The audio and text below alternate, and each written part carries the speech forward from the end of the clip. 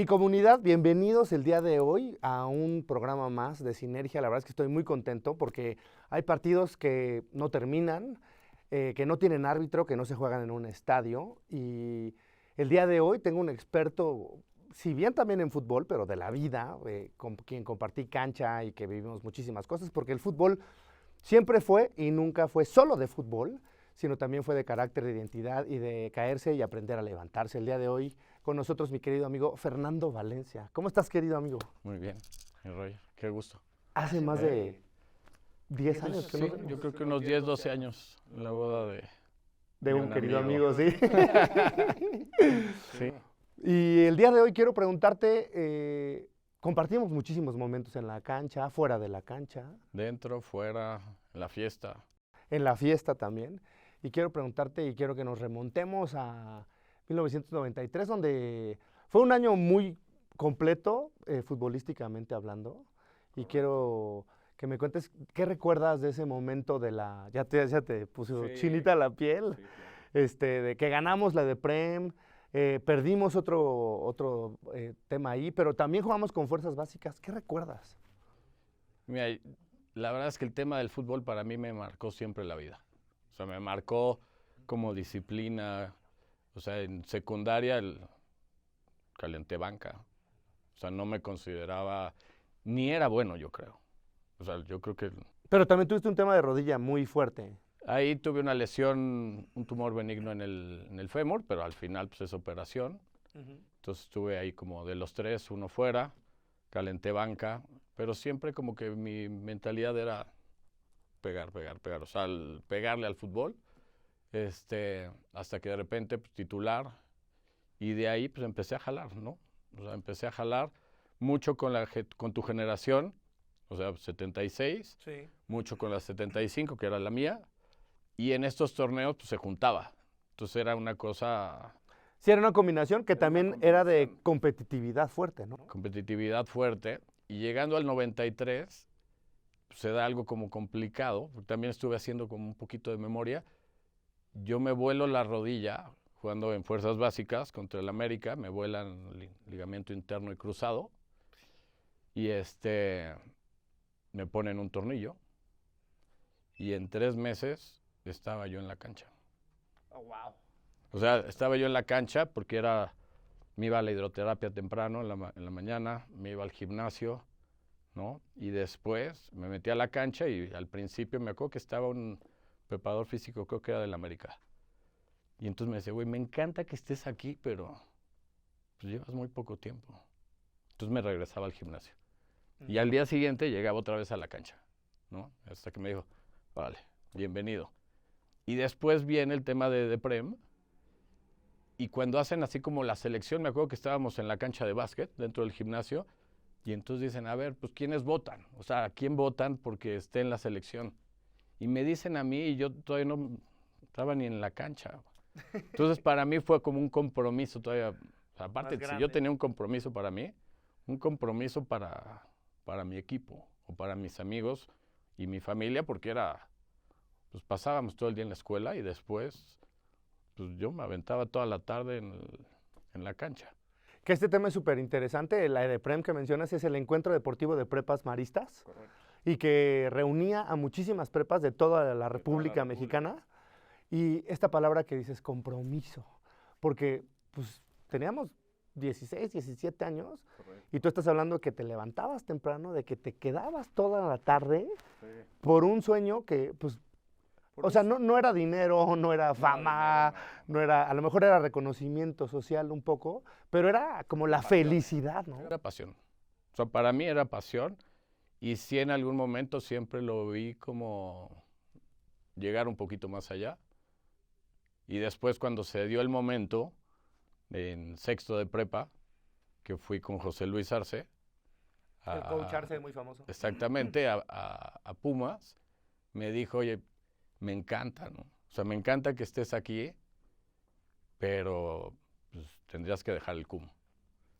Entonces ahí sí dije, estuve entrenando con ellos un rato, o sea, estuve en tercera con la gente de tercera, y al final dije, o sea, toda una vida en el México, en el CUM para salirme al final. Dije, con permiso, vámonos. Qué difícil, porque también estás hablando de una decisión de vida. Claro, yo siento que he tenido 2 o 3 decisiones ahí de vida importantes. Una fue esa, que tenía que dejar, ¿no? Ajá. Tenías que decidir si dejar o continuar con tu Exacto. alma mater, digamos. ¿Y qué hacer? Pues decidí seguirme por la escuela, muy bien. Sí. Pero perdí esa parte, ¿no? O sea, que siempre es como un sueño. Eso me encanta porque estamos hablando del sueño de millones de personas en el planeta, ¿no? Porque cuando tú ves el fútbol de chico dices, oye, yo quisiera ser futbolista. Porque Y jugabas con los que estaban haciendo carrera en fuerzas claro, básicas. jugábamos con Cuauhtémoc Blanco, Duilio Davino, O sea, con con todos. Manolo Sol. O sea, al final o sea, esa generación que los viste jugar después. Claro. Y era eso sí era su vida. Y muchos era su apuesta 100%. Eso me parece también importante porque es como el arriesgue, ¿no? Y te quiero preguntar, porque tú siempre fuiste garrudo, siempre fuiste con mucho pulmón, ¿no? Muy físico.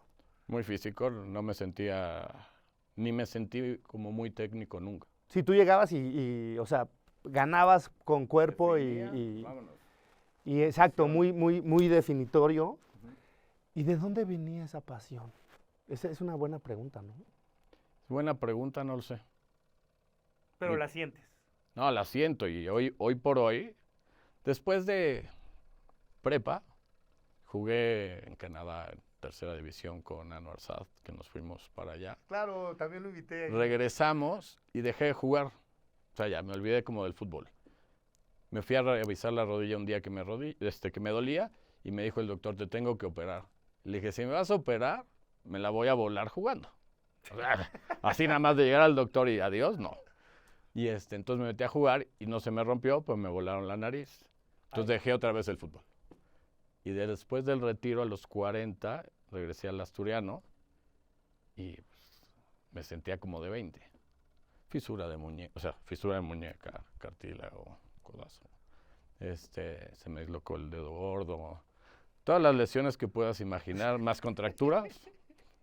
Yo dije, yo creo que esto ya no es lo mío.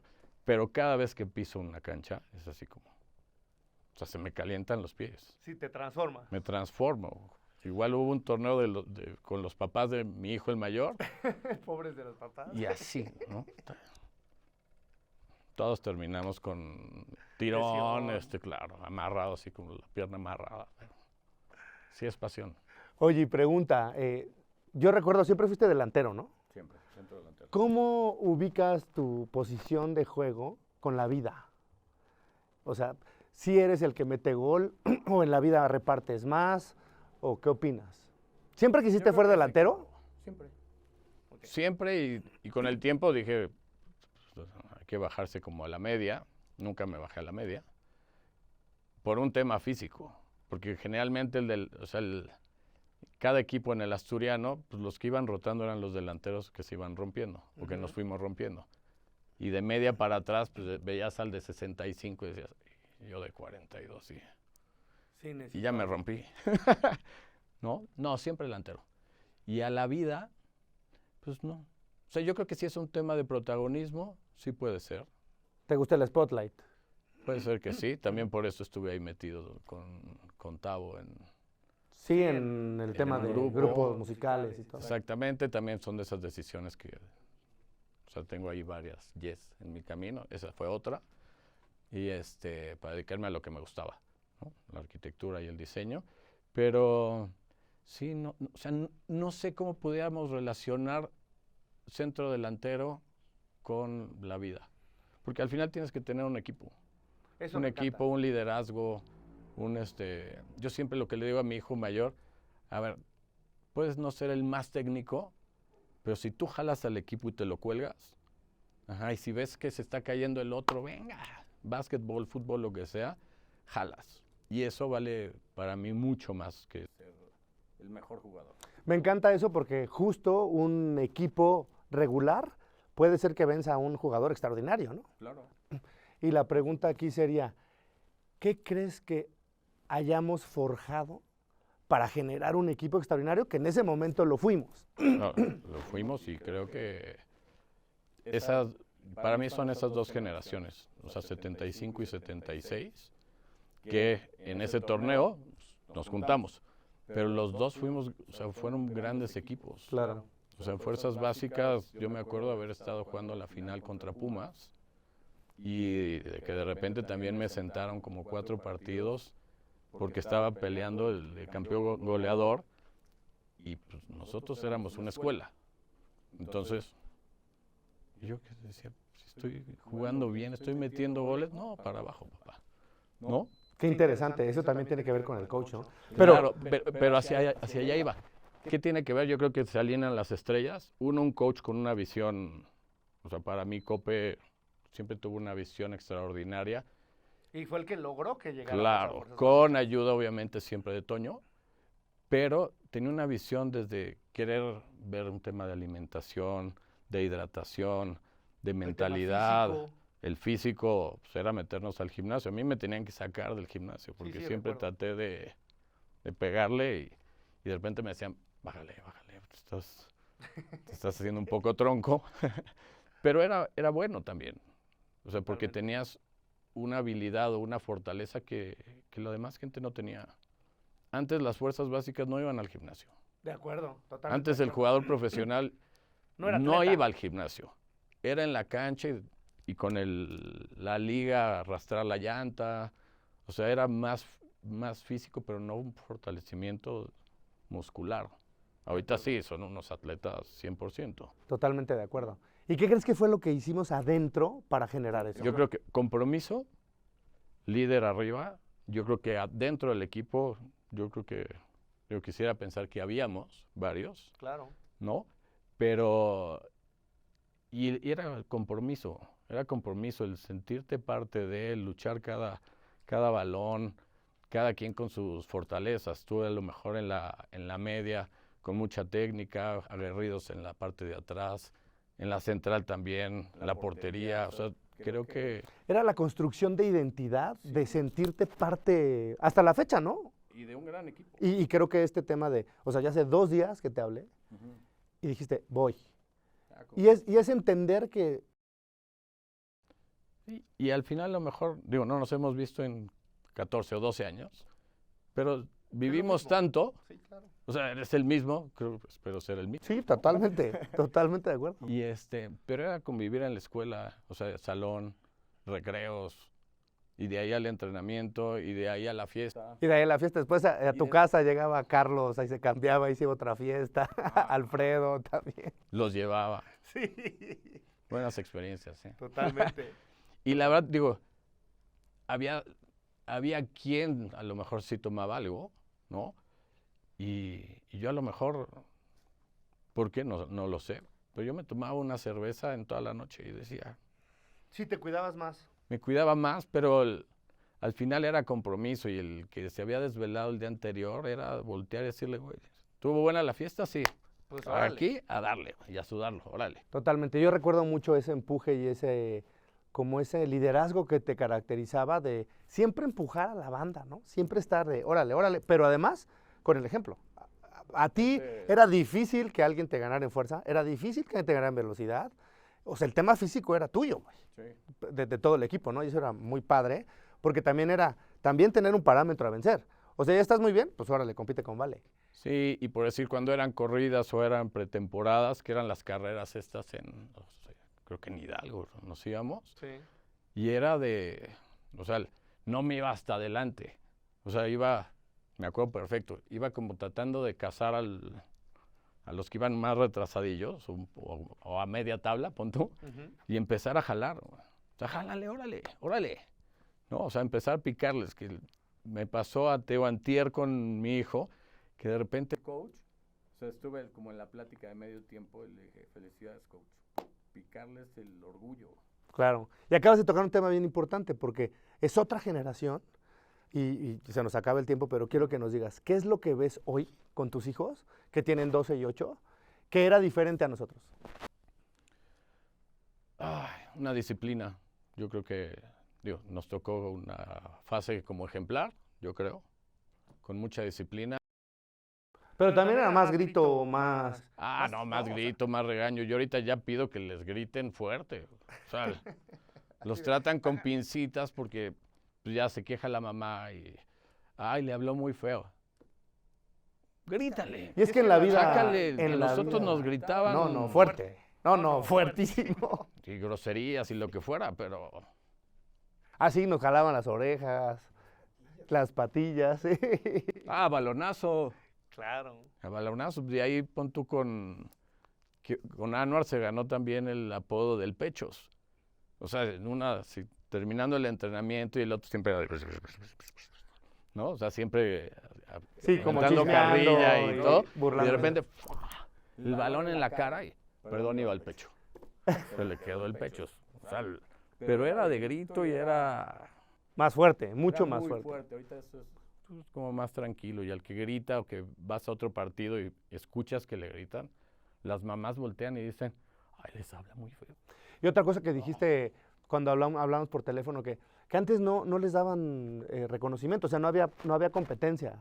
Era Y como... apenas como hasta, creo que este año, por si en un torneo de básquetbol con mi hijo, hasta el año anterior, que es un torneo que se hace en Monterrey, Querétaro, Guadalajara, es de reconocimiento. O sea, todos pasaban por su reconocimiento. Y no hay competencia, digamos. O sea, sí, pero no. O sea, si vas a jugar, vas por un trofeo. Vas a jugar digo, soy un poco competitivo, ¿no? claro. Pero yo iba siempre por el primero. O sea, y no tanto por el primero, pero siempre iba a dar mi máximo. Yo que siempre les digo a mis hijos, tú puedes salir y a lo mejor te golearon 13-1. Siempre la cara arriba porque diste lo mejor. Y eso para mí es en la vida diaria. Claro. O sea, levanta la cara. ¿Diste todo? Sí. No diste todo, sí, agáchala. Siéntete mal. ¿No?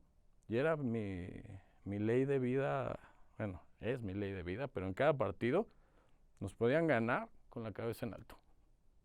Me encanta. Creo que nunca lloré por haber perdido, que era normal, ¿no? Sí, a lo claro. mejor en un torneo o algo llorar, yo siempre con la cabeza arriba porque sabía que había dado todo. O sea, nunca, no recuerdo un partido que haya dicho, igual la fallaba.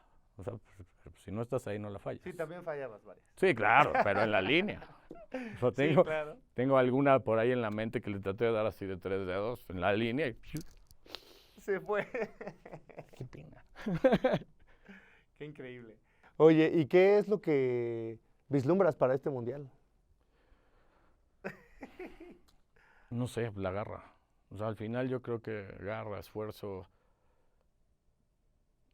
Jugadores, pues al final, digo, ya es un mundo del deporte donde el físico es, o sea, la cantidad que se corre, o sea, debe ser alguien comprometido al 100. Yo no sé, digo, no conozco algún jugador, pero de repente te enteras que tienen fiestas y todo, y dices, joder, eres jugador profesional, dedícate a tu cuerpo, dedícate a lo tuyo, no te avientes unas cervezas, o sea...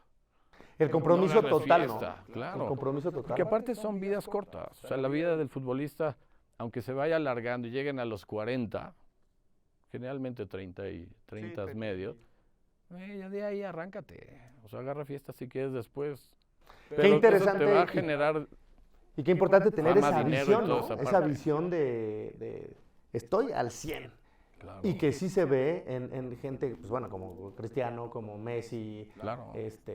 Y también del otro lado que ha habido aquí jugadores mexicanos que de repente salen en el periódico, los para el alcoholímetro. Digo, no porque sean mexicanos, porque somos humanos. Somos Y humanos, también es pero, difícil. pero es un tema de compromiso.